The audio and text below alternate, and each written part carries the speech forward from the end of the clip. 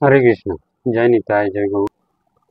নিত্যানন্দ প্রভু কত করুণাময় ছিলেন এই বিষয়ে তিনি একটা বৈষ্ণবীয় কীর্তন রচনা করেছেন। সেই কীর্তনটা আমরা একটু দেখব। কি বলেছেন এখানে? অক্রুধ পরমানন্দ নিত্যানন্দ রায়, অভিমান ও শূন্য নিতাই নগরে বেড়ায়। অক্রুধ শব্দের অর্থ যার কোনো ক্রোধ নাই বা যার রাগ নাই। বাংলা কথা, বাংলা অর্থে যার কোনো রাগ নাই, তাকে অক্রুধ বলা হয়। পরমানন্দ, পরমানন্দ কি না, যার মাঝে সমস্ত রকম আনন্দ বিদ্যমান, দিব্য আনন্দ, চিন্ময় আনন্দ, তাকে বলা হয় পরমানন্দ। নিত্যানন্দ রায় মানে নিত্যানন্দ মহাপ্রভুর কাছে, নিত্যানন্দ প্রভুর কাছে চিন্ময় আনন্দে ভরপুর। নিত্যানন্দ প্রভুর সেই পূর্ণ কলেবরটি চিন্ময় আনন্দে ভরপুর, পরমানন্দময় ওনার শরীর। অভিমান, অভিমান বলতে কোনো জিনিস নাই। তিনি সবার কাছেই প্রেম বিতরণ করেন। আমরা দেখতে পাই নিত্যানন্দ প্রভুর চরিত্রে, চৈতন্য চরিতামৃতে, চৈতন্য ভাগবতে কৃষ্ণদাস কবিরাজ গোস্বামী পাদ তিনি চৈতন্য ভাগবতে রচনা করেছেন যে নিত্যানন্দ প্রভু এমনই ছিলেন যে মহাপাতকী শ্রী জগাই মাদাইকে কৃপা করতেও তিনি পিছপা হন না। জগাই মাদাই এক পর্যায়ে নিত্যানন্দ প্রভুর মাথাতে কলসির কানা দিয়ে বাড়ি দিয়েছিলেন। মদ্যপ অবস্থায়, জগাই মাদাই মদ্যপ অবস্থায় তখন জগাই কলসির কানা দিয়ে, মানে কলসির কলস দিয়ে, কলস ভেঙে কলসের যে কানা থাকে, ভাঙা যে কান্দা থাকে, সেই কান্দা দিয়ে তিনি বাড়ি দিয়েছিলেন নিত্যানন্দ প্রভুর মস্তকে। মস্তকে বাড়ি দেওয়াতে নিত্যানন্দ প্রভুর মস্তক বেয়ে গল গল করে রক্ত বেয়ে প্রবাহিত হচ্ছিল। এটা দেখে শ্রীমন মহাপ্রভু সুদর্শন চক্রকে আহ্বান করছিলেন যে জগাই মাদাইকে তিনি সঙ্গে সঙ্গে শিরচ্ছেদ করবেন।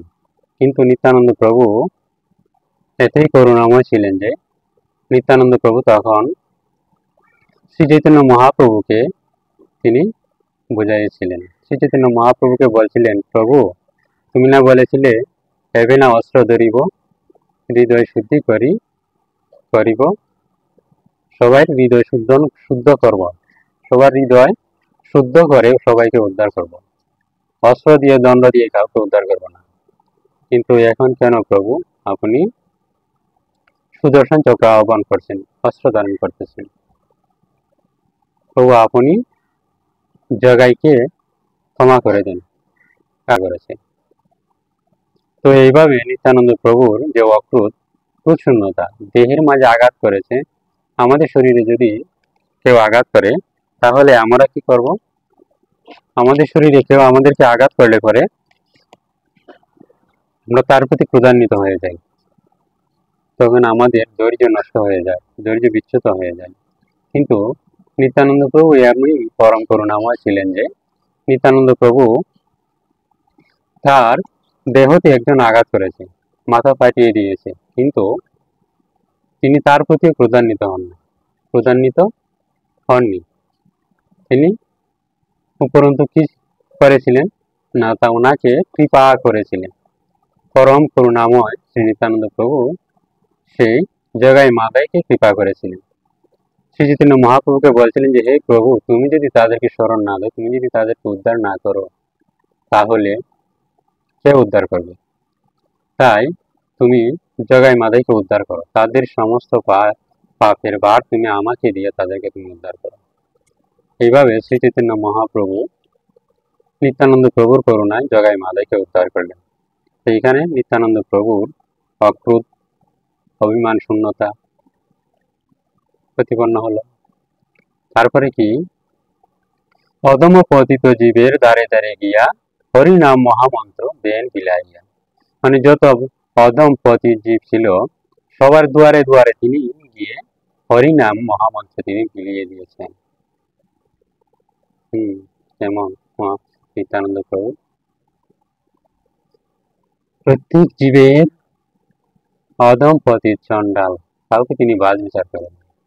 তিনি কি করছেন, তিনি সবার দুয়ারে দুয়ারে গিয়ে তিনি এই হরিনাম মহামন্ত্র বিতরণ করতেন, কৃষ্ণ প্রেম বিতরণ করতেন। তার জন্য তিনি সবার গৃহে দুয়ারে দুয়ারে গিয়ে কি করতেন? হরিনাম ভিক্ষা করতেন। কি বলছেন? তারপরে কি বলছেন? অদম পতিত জীবের দ্বারে দ্বারে গিয়া হরিনাম মহামন্ত্র দেন বিলাইয়া, যারে দেখে তারে কহে দন্তে তৃণধরি, আমারে কিনিয়া লহ ভজ গৌর হরি। কি বলছেন? যে হে জীবগণ, হে ভক্তগণ, তোমরা একমাত্র শ্রীমন মহাপ্রভুকে, শ্রী গৌর হরিকে ভজনা করো, আরাধনা করো, তাহলে তোমরা আমাকে কিনে নিতে পারবে। নিত্যানন্দ প্রভু কি বলছেন? নিত্যানন্দ প্রভু তিনি নিজে বিক্রি হয়ে যাবেন তার কাছে, যিনি এই হরিনাম মহামন্ত্র জপ করবেন এবং শ্রীমন মহাপ্রভুকে আরাধনা করবেন। তো নিত্যানন্দ প্রভুর এই অপার করুণাময় রূপ। তারপরে কি? আমারে কিনে লহ ভজ গৌর হরি, মানে আমাকে কিনে লো। তারপরে বলছেন, এত বলি নিত্যানন্দ ভূমি ঘুরি যায়, মানে এত বলি নিত্যানন্দ প্রভু মাটিতে গড়াগড়ি যান, ঘুমে ঘুরি যায়। সোনারও পর্বত যেন ধুলাতে লুটায়। শ্রীমন নিত্যানন্দ প্রভুর দেহটা ছিল স্বর্ণের মতন। তাই নিত্যানন্দ প্রভু যখন এইভাবে ভূমিতে গড়াগড়ি দিতেন, জীবের দুয়ারে দুয়ারে গিয়ে প্রেমে বিহবলয়ে যখন গড়াগড়ি দিতেন, ভূমিতে মাটিতে গড়াগড়ি দিতেন, তখন বোঝা যেত যে মাটির উপরে যেন সোনার পর্বত পড়ে আছে। সোনার পর্বত যেন দোলাতে লোটায়, দোলার উপরে দোলাতে লুটিয়ে বসে যেন স্বর্ণের পর্বত। হেন অবতারে যারো রতি না জন্মিল, এই রকম করুণাময় মহাবাদিন্য অবতার প্রতি যার রুচি না জন্মিল, রতি না জন্মিল, লোচন বলে সেই পাপি এলো আরো গেল। লোচন দাস ঠাকুর বলতেছেন যে এইরকম পাপি এই জগতে শুধু আসা যাওয়াই করলো, তার কোনো কল্যাণ করলো না, নিজের কল্যাণ সাধন করলো না এবং জগতেরও হিত করলো না। যিনি নিজের কল্যাণ সাধন করেন তিনি তো জগতের হিত করতে পারেন। এইভাবে লোচন দাস ঠাকুর বলছেন, এই নিত্যানন্দ প্রভু শ্রী চৈতন্য মহাপ্রভুর এই মহাবাদন্য অবতার এর প্রতি যাদের রতি নাই, রতি জন্ম না, যাদের প্রেম জন্মালো না, সেই সমস্ত পাপীরা শুধু এই জগতে আসা যাওয়াই করে গেল, তাদের আসা যাওয়াই সার হলো, কিন্তু পারমার্থিক কোনো কল্যাণ হলো না, না নিজের জীবনের কোনো কল্যাণ হলো, না আত্মার কোনো কল্যাণ হলো। তাই অবশ্যই আমাদের কর্তব্য শ্রীমন মহাপ্রভু এবং শ্রীমন নিত্যানন্দ প্রভুর প্রতি আমাদের প্রেম ভক্তি সর্বত অবস্থায় তাদের চরণে সমর্পণ করা। তাহলে আমরা কি করতে পারবো? না, আমরা শ্রী নিত্যানন্দ প্রভুর প্রেম লাভ করতে পারবো। শ্রী নিত্যানন্দ প্রভুর প্রেম লাভ করতে পারলে আমরা গৌর বা আরাধনা করতে পারবো, গৌর ভজন করতে পারবো, গৌরাঙ্গ মহাপ্রভুকে লাভ করতে পারবো। আর গৌরাঙ্গ মহাপ্রভুকে যখন আমরা লাভ করবো, তখন ভজে রাধা কৃষ্ণ আমরা পেয়ে যাব, ভজে রাধা কৃষ্ণ পেয়ে যাব। নিতাই ভজলে গৌর মিলে, গৌর ভজলে ভজে রাধা কৃষ্ণ মিলে। হরে কৃষ্ণ। তো আজকের আলোচনা এখানেই রাখছি। হরিকথা অনন্ত, অনন্ত দেব ভগবান অনন্ত মুখে বলেও তার কোনো অনন্ত পানি। তাই আমাদের মতো ক্ষুদ্র জীব, নগণ্য জীব কতটুকু বা বলতে পারে। তো আমার এই আলোচনার মধ্যে যদি কোনো ভুলভ্রান্তি হয়ে থাকে তাহলে অবশ্যই আপনারা নিজের গুণে ক্ষমা সুন্দর দৃষ্টিতে দেখুন এবং আমার এই ইউটিউব চ্যানেলটা এবং ফেসবুক চ্যানেলটাকে আপনারা সাপোর্ট করবেন, সাবস্ক্রাইব করবেন, ফলো করবেন এবং লাইক কমেন্ট শেয়ারের মাধ্যমে সবসময় পাশে থাকবেন। হরে কৃষ্ণ, হরি বল। জয় শ্রীকৃষ্ণ চৈতন্য প্রভু নিত্যানন্দ শ্রী অদ্বৈত গদাধর শিবাসাদি শ্রী গৌর ভক্তবৃন্দ। হরে কৃষ্ণ কৃষ্ণ কৃষ্ণ হরে হরে, হরে রাম রাম রাম হরে হরে। ওম তৎসৎ, ওম তৎসৎ, ওম তৎসৎ।